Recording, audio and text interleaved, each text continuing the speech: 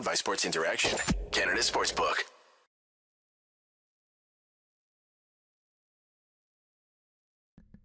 Sorry, I was muted there, but yeah, it's time, folks.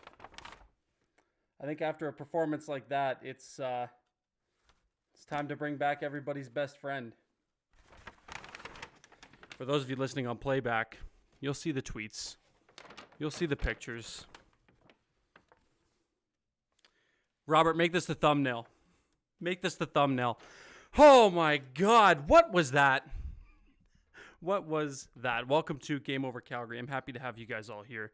I'm happy to have you here, but I'm unhappy to be presenting this to you the way we have, or the way it kind of came to be tonight. But it is a game over that Auddie's hosting, so you know that this was bound to happen. It's just the unwritten rules of Game Over Calgary. It's the Auddie curse. Welcome to Game Over Calgary. Like I mentioned, my name is Auddie James. Good show lined up for you guys today. Lots to break down, lots to dissect, lots to talk about. There was some good, there was a lot of bad, and my heart is thumping right now. I don't know, you could probably hear it through the mic right now because there's a lot going on here right now. And I'm not overly impressed. I'm not overly happy, and Flames fans shouldn't be either. That was just a pitiful, pathetic performance. I don't know what more to say. I'm at a loss for words at this point. Want to bet? Then get in on the action at Sports Interaction. The boys of summer are back on the diamond, and March Madness is on deck. Baseball is back, baby. Let's go. Bet pregame, live and play, or on one of our many prop bets. Sports Interaction makes it easy to deposit, play, and cash out. Head to sportsinteraction.com/SDPN, or if you're in Ontario, download the app right now using the QR code on the bottom of your screen. So this little gaffer right here will be up for the duration of the stream. If you're in Ontario, scan that QR code, download the SIA app, and you can get in on the action with Sports Interaction. 19 plus, please play responsibly. If you or anybody you know has any gambling problems, please be sure to reach out. There's lots of resources in the show notes for you to get resources. And without further ado, boys, this is not how I wanted this night to go. I'm happy to have my pals from the Bandwagon Hockey Podcast, Ryan Heineman and Mitchell Thompson as well. How you boys doing? I know how you guys are doing. Better than me, that's for damn sure. But yeah, how you guys doing on this fine evening of a Calgary Flames loss? I definitely thought the vibes of this show would be a little bit different about 10 minutes ago. It took took a full 180 there in the last couple minutes. Did I. It certainly took a turn there. I thought this was going to go a very different direction, and I thought these emotions were going to be very different, but here we are. Yeah. I know Dave and all the boys at Sports Interaction are happy with me, at least tonight. I took the Flames in regulation, which looked great until 2 minutes left in the entire hockey game. So, yeah, it was. Were they favored? No, but it was plus money in regulation. Okay. So it was plus 105 in regulation. So they weren't the favored. They weren't favored straight up money line, but if you went in and did in regulation, they did.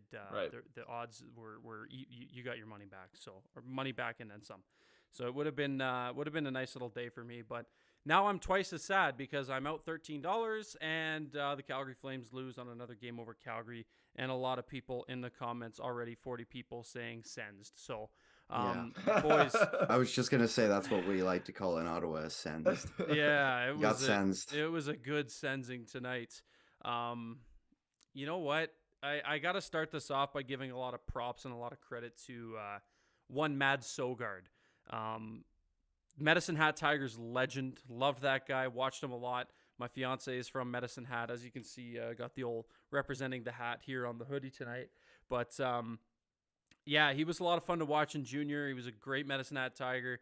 He's like 6'7". He's just a behemoth in the net.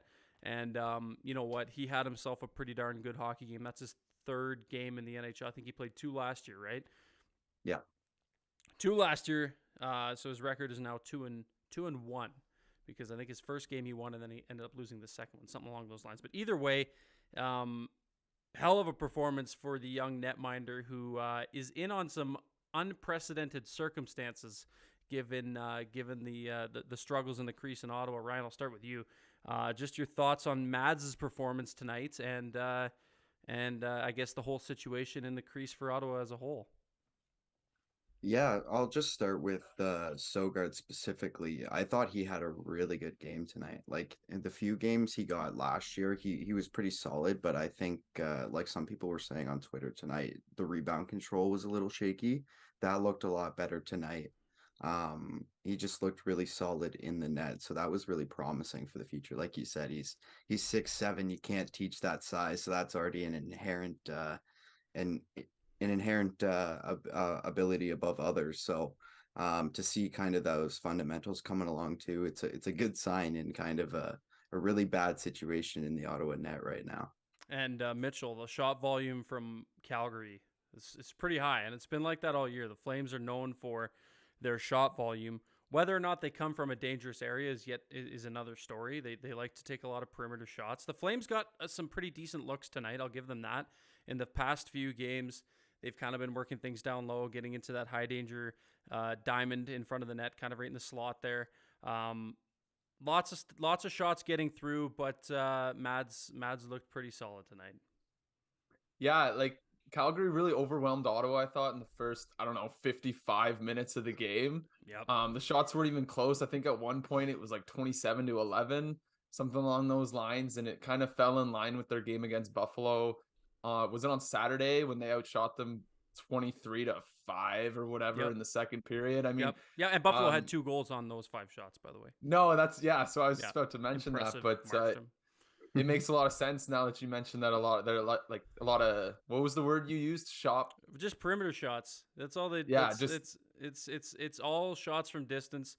Daryl loves to preach getting shots on goal. It don't matter where they come from, just as long as you're getting the rubber to the net. And the Flames outshoot their opponents on most nights, but they very rarely convert. So it's nice to see Dylan Dubé, who had a great game tonight for Calgary, 2 goals. He's got, I think, 6 points in his last 2 games. He had 4 points against Buffalo. So nice to see Dylan kind of late in the season kind of finding his feet too. We know the kind of player that he can be. Everybody, if you're a fan of hockey in general or in Canada, you know how good he is. He was good in the World Juniors for Canada as well some years ago. But yeah, it was all in all not a great final. We'll call it 3 minutes there for the Calgary Flames. The Sens don't think they scored a power play goal all game. They had lots of chances to. Calgary having a very solid night on both sides of special teams, converting on power plays and shutting down on the penalty kill. There was a stretch there where Ottawa played 4 minutes straight at 5-on-4, back-to-back penalties. Zadorov got that little chance out of the box, and then they went right back to 5-on-4 again. And they didn't convert on the power play. The Flames did a great job shutting them down. But God forbid they go 6-on-5, because that's when the danger happens, and we saw that happen there in the last couple minutes. And you know what? They've been terrible at 6-on-5 all year long. That makes so much sense. I want to say that's maybe their second all year. Like, how many goals have they scored with the goalie pulled? I feel like it's been very little this year. Hey, Mitch? I think, I think that's it. I know I haven't seen one in person yet this year, so. Yeah, and you know what? I'm gonna spill the beans. Mitchell missed tonight's game. He had tickets just to come on the show, so that's dedication. That was a damn good game. So we appreciate you being here. But yeah, it was as we like to call it in Calgary, it was a very flamesy loss. I'm getting sick and fucking tired of coming on here and just talking about the same old bullshit with various guests. Oh, by the way, this is Game Over Calgary history tonight. This is the first time we have 3 people on the show. We have 2 guests tonight instead of just 1. Yeah, round of applause, pat on the back. That's one positive to come out if you're a Calgary Flames fan or if you're a fan of the Game Over shows. But yeah, it was like I said off the hop. Like, I broke out Old Faithful. I'm pissed off. That was a fucking pitiful performance. It was, and you know what? It wasn't even. I'm being really hard because I think the Yeah. Flames played pretty good up until Yeah, that. they did. Like As they just gave it up. as like primarily a Sens fan, I was seething throughout most of that game. Like I'm pretty sure I looked up halfway through the second period and Ottawa had like 5 shots. Yeah. It was a really good game by Calgary for the most part, but Ottawa, like they've had a hard time coming back in the third period too, and for some reason they were just able to find it tonight. The They were able to get Sens. a good bounce in front too. Like there was a ton of traffic on the first one, the Batherson goal there. That was a little bit tough to kind of see that bounce all the way through, but And found then a way, that and DeBrincat that's not something shot they've was been able good to too. do.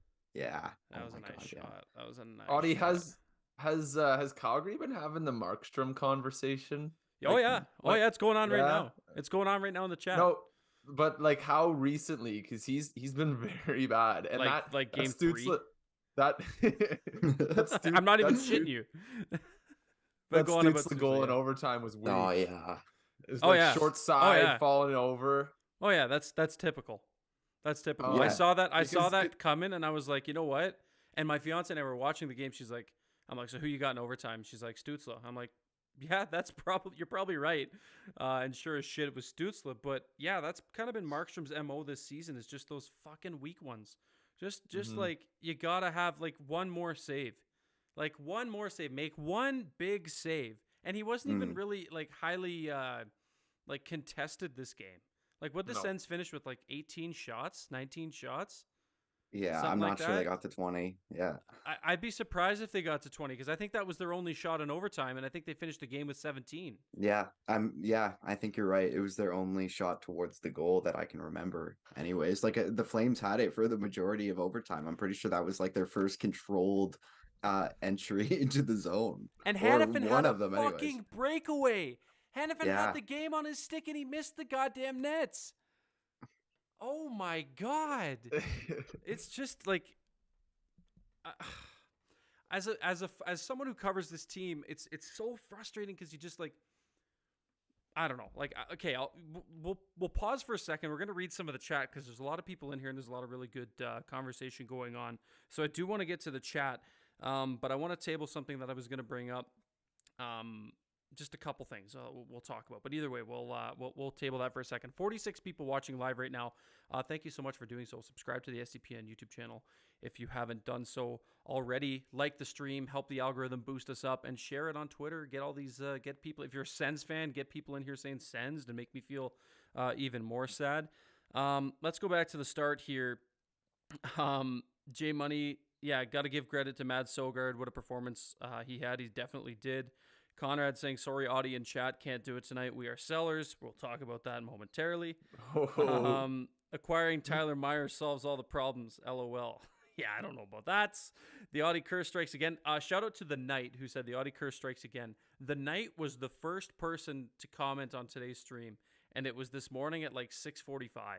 I hop in. I click. So every morning, Berkshire sends me the stream link. I go in, make sure everything looks good on the description and whatnot. And there's already one person waiting other than me. And I'm like, what? And I look at the chat, and it was the Knight saying, oh, Auddie's hosting?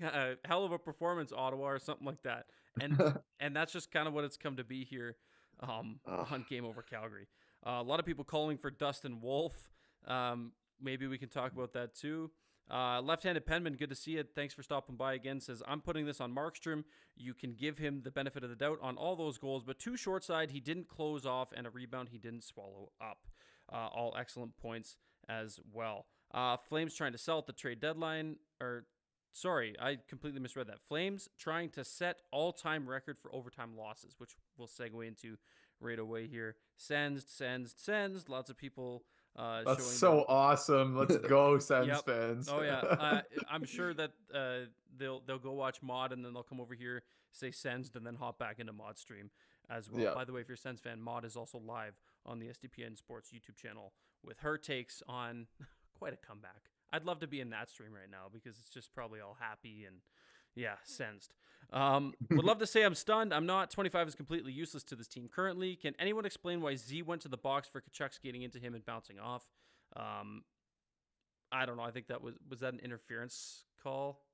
The whole officiating was questionable tonight. That They first were period calling was the everything. worst Both sides. hockey Yeah, I've both ever sides. watched.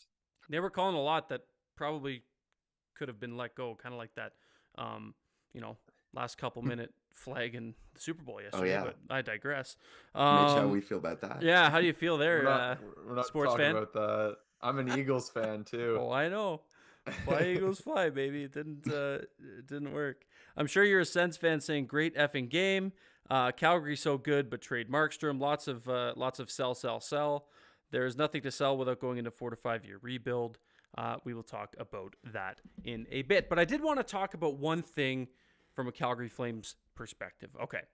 Did you guys know how many overtime losses the Flames had coming into tonight?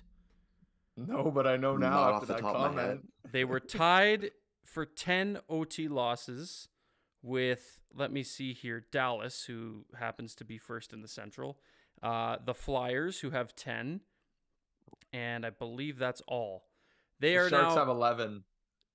The Sharks have 11. That's right. Actually, good point. I didn't even recognize that. They're now tied with the San Jose Sharks, who have 45 points and are sitting in 7th in the wild card race for the for the Western Conference, with 11 overtime losses. If the Calgary Flames win 5 of those, that's 5 more points. They got 61 right now. That puts them at 66 points, which is good for second in the Pacific Division. So not only is that a testament to how close the Pacific Division is, because it's tight as hell right now.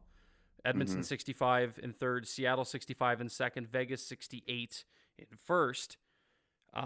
It's a testament also that, one timely save or one good goal in overtime that hits the nets, not 25 feet wide, Noah Hannafin, puts this team in a much better position, and we're probably not breaking out our good friend the paper bag on tonight's stream because they're sitting a little bit prettier in the Pacific Division. So it's frustrating to say the least. It's not great. Ottawa moves up to 53 points. They don't really make much ground. The Flyers still ahead of them by 1 point, but the Sens have 3 games in hand. Do you think the Sens do anything? Like, do you think there's a Hamburglar run here with Matt Sogard, or what are we looking at here with the Sens boys? I'll start with you, with Mitch. Yeah, I think Hamburglar runs a bit wishful thinking. It'd be pretty neat with the youngster coming in. I'm very nervous for this deadline. I don't really trust Pierre Dorion as a general manager, to be completely honest, because I think his job's on the line. And he seems like the kind of GM that'll go make a trade for either a rental he thinks he can re-sign or do something along the lines of a 3rd-round pick for Travis Hamonic, but we're not going to talk about that. I don't know. I'm not looking forward to the deadline because they don't have much to sell, but they have a lot that they could trade away in terms of futures for a lost season at this point. Ryan? Yeah, it's even with the win tonight, I don't think there's much of a chance. The East is just so stacked in general, not to even like hone in on their own division, which is even more of a shit show. So, yep. I just don't see it this year for the Sens, especially with all the injuries that just keep piling up and up and up. But it is interesting now that you point this out. All of the Calgary OT losses. Has the score updated yet? No, it hasn't. That's what I'm going off of. Yeah, I think Ottawa tied Calgary in wins tonight. I hate the NHL point system so much. That's fucked. Are you kidding me? It's a joke. Kidding me? Ottawa has as many wins as Calgary right now? What? And look at where they both are in their shocking. Like, what a joke. Good catch. I didn't even realize that until now. Great catch. By the way, Julian McKenzie, how are you, fella? Damn, not the paper bag, he says. Julian, it's been one of those nights, dude. It's I'll talk to you later. I'll shoot you a message later and we can vent. But yeah, it's That's crazy. 20. They tied the. That's a good catch. I never even noticed that. You should put that out as a tweet. That would that'd be a banger tweet. Calgary just loses better than Ottawa does, I guess. Calgary just has it. Yeah, they have a good. They're really good at getting either finding a way to come back and force overtime and get a point out of it, or blow a lead and just blow overtime. You can think of this two ways. Like, Ottawa is brutal. They just almost never get to overtime. When they lose, they flat out lose. Oh yeah, like, they're not in the games. I would rather that. I would honestly rather that though. For Calgary's sake, I'd rather them just lose and not give anybody a glimmer of hope. And everybody, I guess you don't get the heartbreak then. No, you don't get the heartbreak. You don't get it's going to be interesting to see what happens here in Calgary Flames land. And it's funny, you can look, if you're a Flames fan, you can put this on me as much as you want because I'm hosting Game Over. Here's another, add fuel to the fire as to why I'm a curse to this team. One of my notes up until like the 5-minute mark before the game took a fucking turn was Markstrom hasn't looked terrible because that was literally one of the things I wanted to bring up, was that he looked pretty solid. Yeah. He had a great game against Buffalo, aside from 2 goals on 3 shots to start the game. You throw that out the window, he had a pretty solid game. But man, oh man, you just need one more save. You just need 2 more saves. It's the timely ones. Yeah, and those are the ones that beat him every single time. And you talk about it, Mitchell, with, how long has this discussion been happening in Calgary?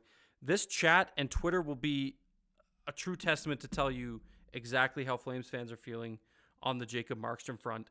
And it's that people are sick and tired of it. He makes a lot of money, doesn't come up clutch. And I was the biggest defender of Jacob Markstrom to start the year because at that time, the Flames D wasn't doing anything to kind of, do him any favors in front.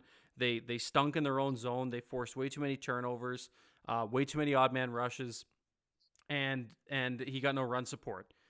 And that can still be true, but at the same time, I'm getting to that point now where I'm a little bit concerned, and there's this guy waiting in the ranks who's way too good to be playing in the American Hockey League right now named Dustin Wolf, who's just knocking on the door, and this guy named Dan Vladar, who just happens to be way better than Jacob Markstrom this season, but Daryl rides his guy. We know Daryl Sutter rides his guy, and it's getting to be a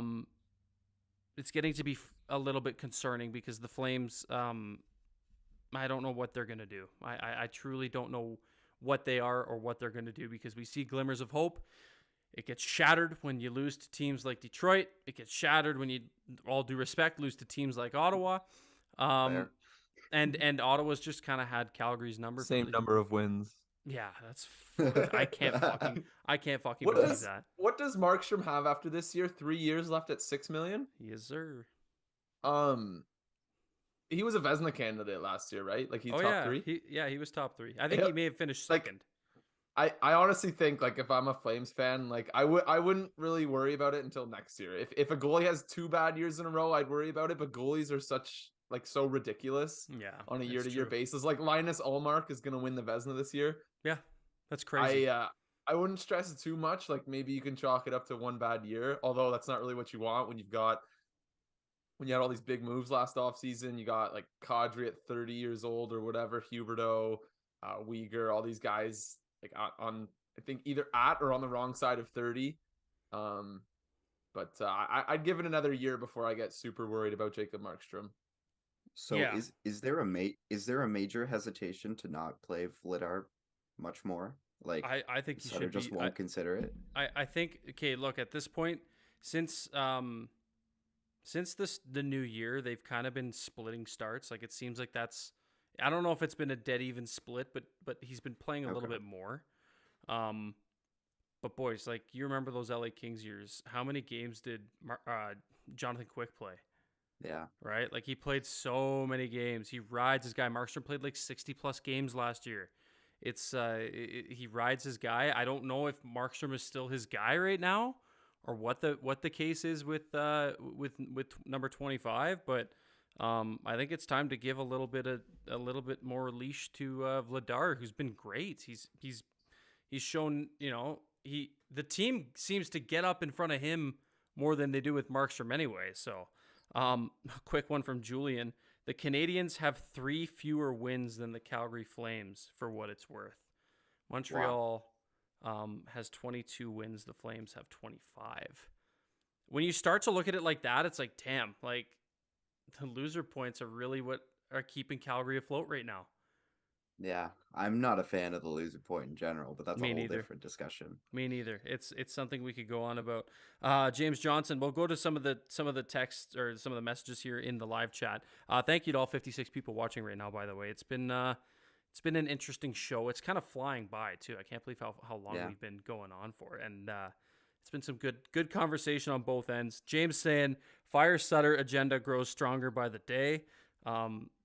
Yeah, Daryl has been questionable at times this year, and it's just been, I don't know. A lot of, you're either on one side of the fence or the other, and that seems to be the divide in Flames Twitter right now. Dubé has been great lately, at least. Let's see here. His save percentage, I'm sure this is in regards to Markstrom.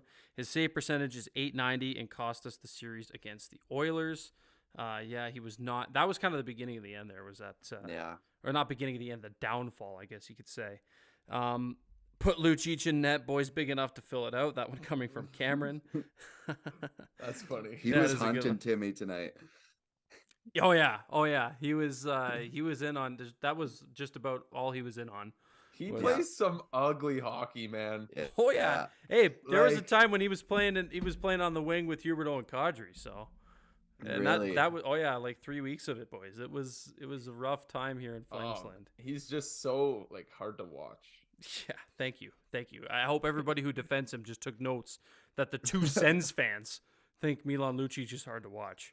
They watch Sens hockey on the regular. Yeah, and they have Austin who almost scored tonight. Did you see that tip? Yeah, that tip in front. I was like, holy shit! He's usually good for one. He's usually good for one of those chances a month. Yeah, and at least your fourth line can have somewhat sustained possession. Ours is just grenade. Yeah, thank you, Trevor Lewis, and that's about it. If had it not been for Trevor Lewis. Let's see. The OT loss to Ottawa is the third time the Flames have had a multi-goal third period lead and then lost in overtime this season. They've rallied back from a multi-goal third period deficit to win in overtime once. That one, a tweet coming from Ryan Pike from Sportsnet 960.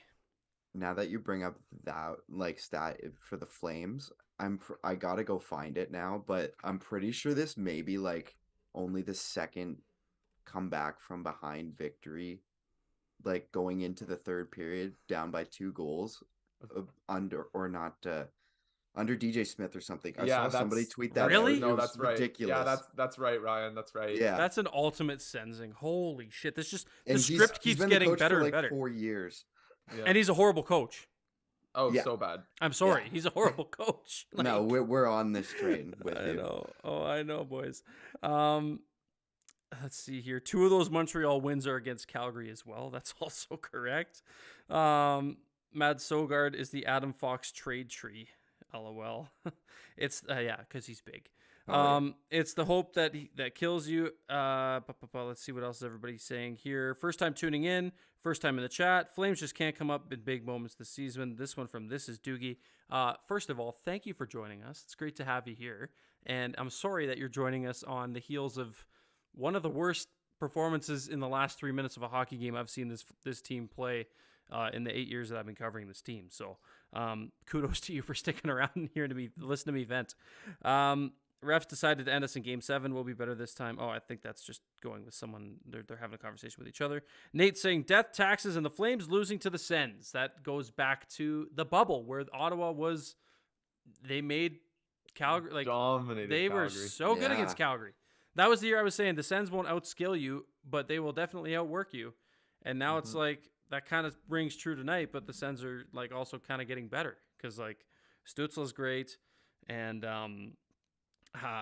Kachuk is Kachuk. I just miss saying the name Kachuk on Game Over Calgary shows because Matthew, and I miss you.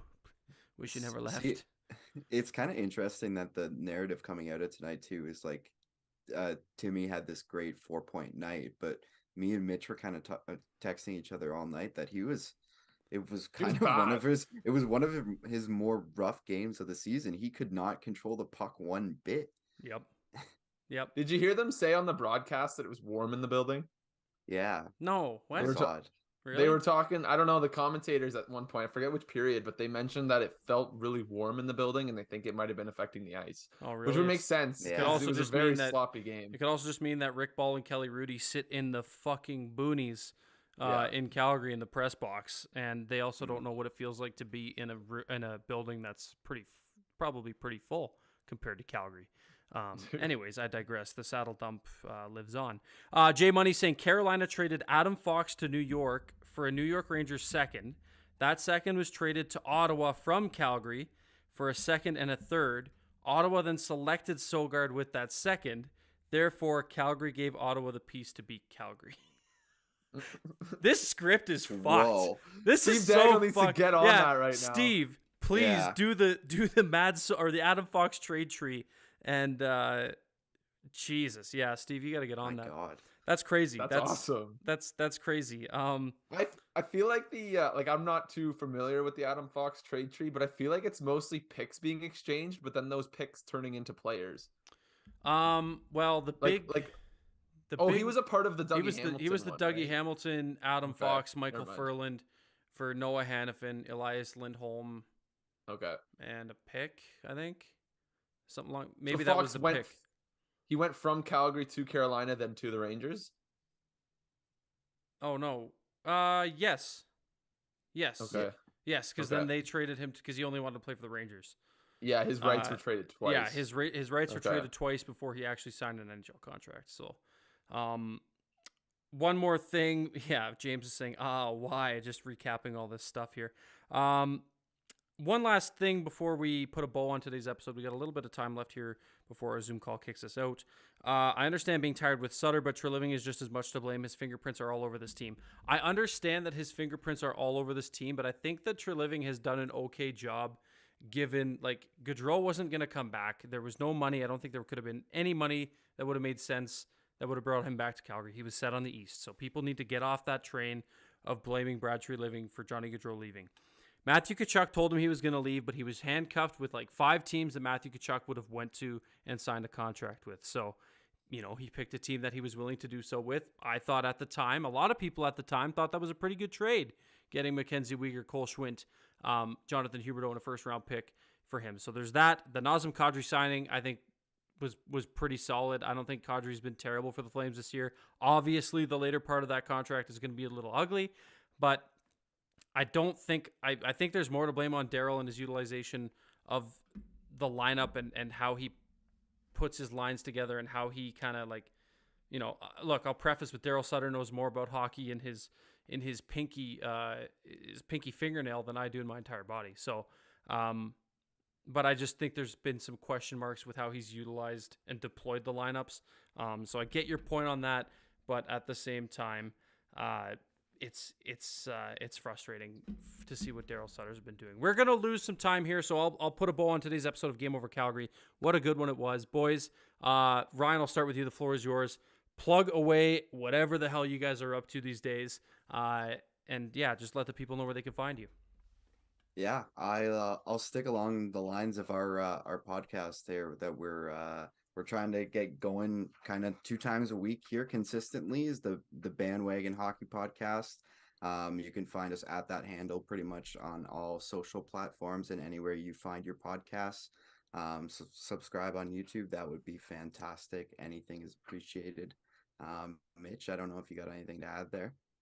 Not much else to add to that one, but yeah, no, would appreciate a follow from anyone listening. Hope everyone enjoyed us tagging along the SDPN train, and I hope we can maybe come back on some other time. Hell of a Yeah, debut, thank fellas. you. Of course, Thank you for bringing us on. Of course, man. Of course. Appreciate I told you guys that we would try to make something work, and we made it work. So, hell of a debut, boys. This was fun. I appreciate it as much as everybody else who followed along, I'm sure. Your next Game Over Calgary will be on Thursday, February the 16th. Peter Klein will host that one against the Detroit Red Wings. Should be hopefully a good one. We don't know how it's going to be with this Calgary Flames team losing to teams that they should be beating. This has been Game Over Calgary on the heels of a Calgary Flames overtime loss to the Ottawa Senators. Stay safe, everybody. Be well. have fun doing whatever you're doing, not watching the Flames because they've been abysmal. If you're listening on playback, please be sure to subscribe on Spotify, subscribe to SDPN Sports on YouTube, and give us a 5-star rating. Until then, we will talk to you guys in the next game over Calgary. Be well, everybody, and we'll talk to you later. Game over! Powered by Sports Interaction, Canada Sportsbook.